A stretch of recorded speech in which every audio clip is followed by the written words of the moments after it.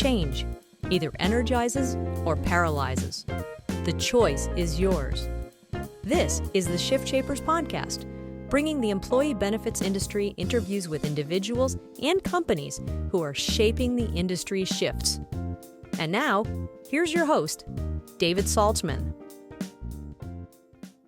Hi, we're in kind of an unusual location. We are broadcasting from, or recording from, I should say, the Ascend Conference in Salt Lake City, Utah. And we're talking to some folks who are here because all the industry's best and brightest are around. And we're privileged today to be talking to my buddy, John Troutman. John is Vice President of Business Development at Mind Club America.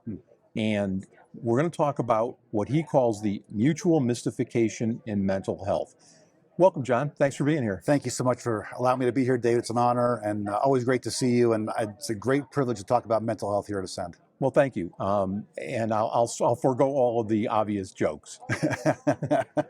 So we usually like to ask our guests, how did you start doing what you're doing? How did you get to be doing what you're doing today? How'd that happen? Yeah, great question. And that's a story. So I was a pastor for about 20 years.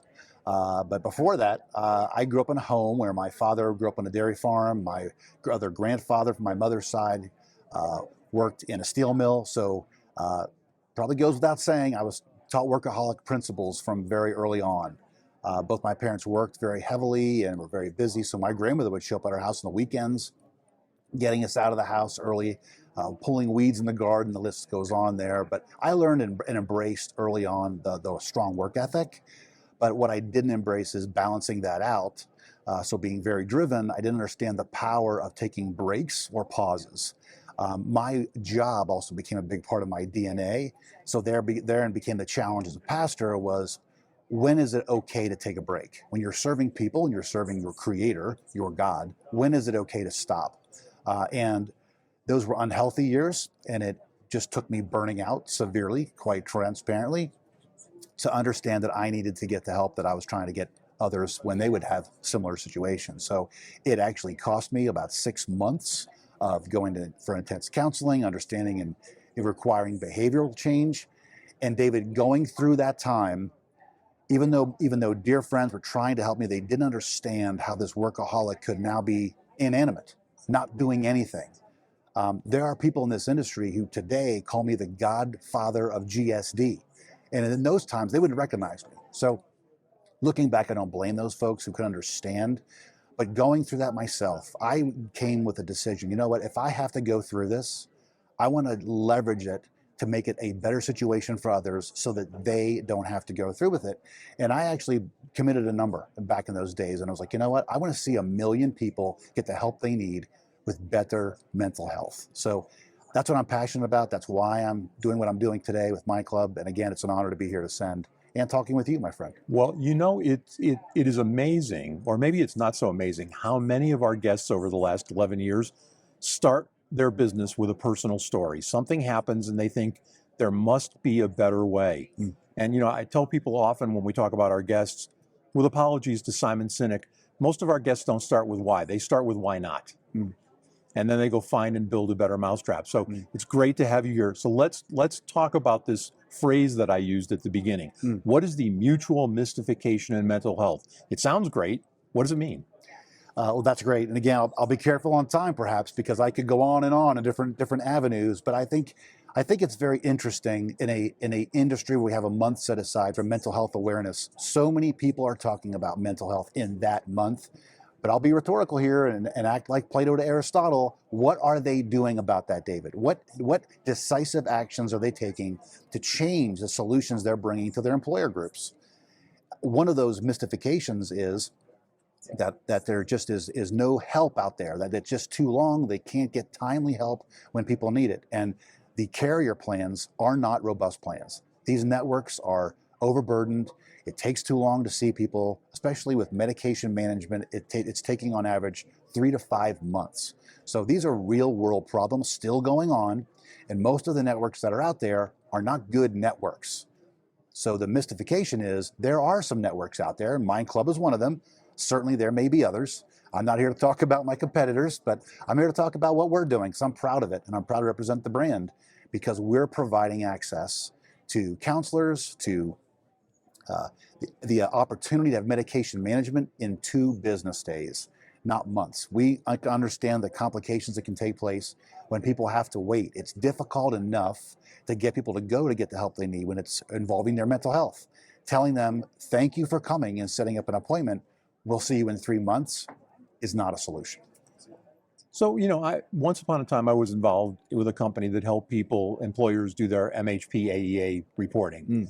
And one of the places that they inevitably would fail is access. Is access a real problem, or is that a red herring? So again, great question. And access to care is a challenge for a lot of these groups because, again, they're attached to a network that is not strong enough to handle the employee load. And there's that opportunity, those employees who have a need. And what Mind Club does, or should I wait to talk about that later? I can go either way here. So you're 25 minutes. Beautiful. It's why I'm doing what I'm doing, is because I sat in the seat of working for an EAP provider before. And one of the things that frustrated me was the fact that we couldn't get people in to get the help they need when they took those action steps to get help. And that's one of the things that we do is before we take on any group, and I'm telling all advisors this, we need 90 days. Certainly we could probably build that network in a much more timely manner, but just have that understanding that we need 90 days to make sure it's going to be robust enough before we take them on. Because I don't want to be replicating the problem that exists out there in these poor carrier networks. So we're going to look at that census, we're going to understand where they are, the demographics of that population. With language as an issue, we want to make sure that we can support them at their point of need so that when they reach out to us, they're not going to have to wait longer than 2 days to see a clinician. We've talked oftentimes on the podcast about predictive modeling and about how we've basically run an industry for years looking out the rearview mirror. A lot of times, mental health is reactive, or care for mental health is reactive. Are there ways that it can be proactive, and what do those look like? Great question. And again, that was one of my pain points at an EAP provider, was the fact that the key statement was, we're there when you need us. But the reality when it comes to mental health is there are many things a person can do to invest in their mental health so that they don't need you later on, so that you don't need to have a meeting with a clinician. So cognitive behavioral therapy is a big part of that process. And when people can just simply take a very brief assessment and get feedback to understand what their baseline is or where they are today, and also take some steps to improve their mental health over time, it's no different than going to the gym and saying, today I can't bench press 100 pounds, but over the course of time, if I add these weights on, I will be able to do X amount of weights. That's what we're doing in the mental health space, is by helping people understand initially through an assessment, 3 to 5 minutes, what their baseline is. Where are they today as their base? And then working with them so that they put out those steps, those appropriate measures, and then we engage them through our app, through also our platform, which could be text messaging, emails, encouraging them using gamification and also rewards to inspire them to keep taking that action so that they don't follow in my footsteps and burn out later because they didn't realize what was going on. I didn't know I was burning out. I just know I needed to show up every day. And one day I woke up and I couldn't move. So those preventative measures of engaging a tool it's actually going to be fun and inspiring, encouraging you along life's journey, and that individuals putting in that data is very beneficial in being preventative and proactive as opposed to reactionary. And now, a word from our sponsor.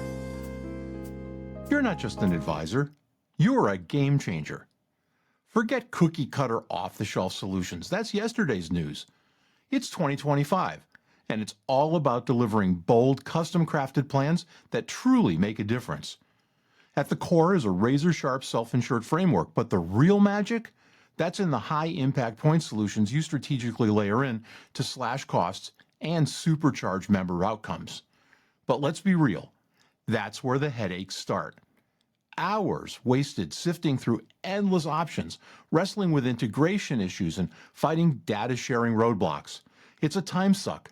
And it's holding you back. Not anymore. Meet BenePower, the AI-powered game changer that builds killer plans in minutes, not hours. BenePower doesn't just curate the best point solutions, it makes them work together seamlessly, streamlining communication and driving collaboration like never before. With BenePower, you're armed with an end-to-end AI-enabled solution that makes you unstoppable. Spend less time piecing together a patchwork plan and more time selling. Your clients get unmatched ROI, and you become the go-to advisor that everyone's talking about. Want to take your game to the next level? Visit BenePower.ai or schedule a demo at info@benepower.com. Find your power with BenePower. And now, back to our conversation. How do you message employees to help them get around, because there still is a stigma around admitting that you have a problem and going and getting help? What kinds of things, have to come to the table for an employer to help their employees? Because it's got to be a tremendous cost, not only the medical cost, but the productivity cost, presenteeism, absenteeism, et cetera, has got to be huge. So how do you help employees make that turn or turn that corner? Absolutely, and another great question. So communication is so important, but the different types of communication. Where is that communication coming from? So what we do right out of the gate is we have a kickoff call with the entire management team. We ask them to take the 3 to 5 minute assessment. We want them to experience what their employees are going to experience so that, number one, they can say to the employee population, hey, this is something that we've done. It's very simple. It's not long, but it's worth it for your mental health. Please follow us. And we have found that when the leadership does that first, there's a greater response for the employees to participate in that, and it makes that employee conversation we have ongoing much easier to have and much more supportive, because they know it's a safer environment for them to get the help they need. Even though everything is HIPAA compliant and confidentiality, people are still concerned about the HR person knowing or whoever if they have a mental health issue. So we start with the leadership first so that they know they've already forged ahead and taken it themselves. So let's dial back a couple of steps. Perfect. I'm a benefit advisor. Mm-hmm. How do I start having this conversation with an employer who is already up to their eyeballs in point solutions and trying to figure out how not to spend tons of money in addition to what they're already spending, and yet attract and retain the kind of employees that they want? How do I have that conversation? What do I say? Yeah, I guess one of the questions is how, are you concerned? Are you genuinely concerned about the mental health of your employee population? A lot of people, a lot of employers do not want to pay for mental health because of what's going on. Again, this falls under the umbrella of mutual mystification. People are paying X amount of dollars per employee per month, and the reporting is not great. And why am I saying that? Utilization.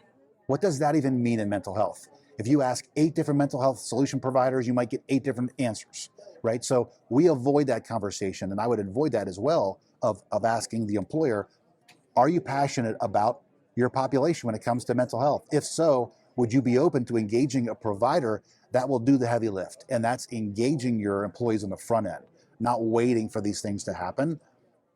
Because over the course of time, we can get those results by them putting in their own data. So I think that's a big part of it is, most people are willing to say they're willing to participate in Mental Health Month, right, and mental health awareness, but are you really willing to let a group come in and access the appropriate data so that we can engage them on a regular basis? Because, a lot of people ask me, what's a good size group? That's not a question to be asked for me. It's a good group for Mind Club is those employer groups that are willing to embrace engagement, because that's where the results will happen. Engagement over time can change behaviors, can start new habits, and create a healthier population, not just in mental health, but in physical health. Is part of the conversation with employers what it's costing them, both hard costs and soft costs? That's a great point right there. And that could be from a standalone plan. Again, I'm not here to throw mud at my competitors, but I talk to advisors every single week and sometimes daily. They're talking about thousands of dollars being spent, sometimes tens of thousands of dollars a month being spent, and they don't even know what the utilization is, let alone what that utilization might mean if they were ever given a report. They literally weren't given a report, and it was a $65,000 bill a month. So what are they spending on it? Have they seen any results? What do the utilization reports say? Like, do they break it down? Are they getting sessions, or is someone merely going online and looking up other types of resources? I'm not downplaying those other resources, but We are a mental health solution. We are not the bells and whistles of an EAP that provide all those other outside circular benefits that can be beneficial in life, which they do serve as a benefit, but we are very serious about mental health, and that is what we do. So looking forward, what do you see happening both on the employer base and also with mental health? Is the crisis in accessibility going to ease off anytime soon? Is AI going to help? I mean, what kinds of things are you seeing on the horizon? We're seeing a lot of things with AI developing that are, helping people on a daily basis. I think the employers out there, there's been a big shift. I think when COVID started, there was a big surge in EAP providers. I think the reality is the lack of quality utilization reports, being granular and detailed to explain what that actually means, as opposed to X number is your utilization and that's it. Employers want to know what they're paying per employee rates for, and they don't. A lot of them just don't know because the utilization reports are so vague, or they're not getting one. So I think the future is holding a shift towards more robust solutions, because I believe, and we are seeing firsthand, employers want to see results. They want to see an increase in employee morale. They want not just a healthier population, they want a happier population. They want employees to show up knowing that they're glad to be a part of something. And again, goes back to your initial statement of the why.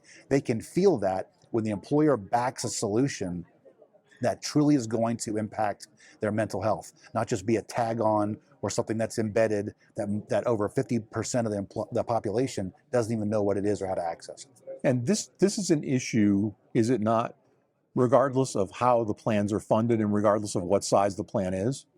Great question. So again, at Mind Club, we can bolt onto any plan. It doesn't matter if it's fully insured, self-funded, direct primary care. We could put boots on the ground in the case with working with community health plans, whether it's DPC or hospital systems. And I think that's a powerful solution. When you're working with a provider that says, we are not a cookie cutter, you tell us what you need. We want to solve the problem first. That's what's going to be best for you. Then that's the way we need to build it. And we go from there.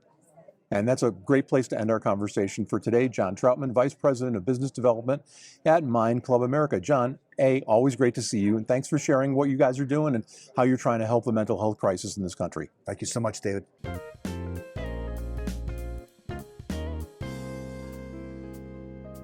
I want to give a quick shout out to our sponsor and our producer, Hatcher Media. Hey, if you need podcast production or professional graphic design, Josh Hatcher's the expert to contact. For more information, visit him at hatchermedia.net. That's HATCHER media.net. This ShiftShapers podcast is copyrighted content and may not be reproduced in whole or in part without the express written permission of ShiftShapers Solutions, LLC. Copyright 2024.